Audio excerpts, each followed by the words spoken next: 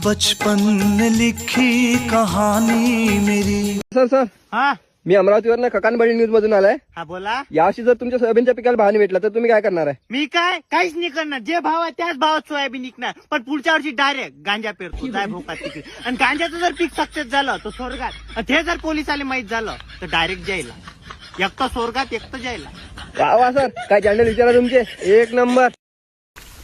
या असं पाणी काढून द्यावं लागत काही काही नुसते घरात झोपेल जवळ एक हा नुसते व्हिडिओ टाकणार काम नाही करणार. एवढं बुडालो वान तेवढं बुडालो वान देवाना काय करावं केळं द्यावं तुला देवाना काम कर पाणी काढून द्यायचा प्रयत्न कर.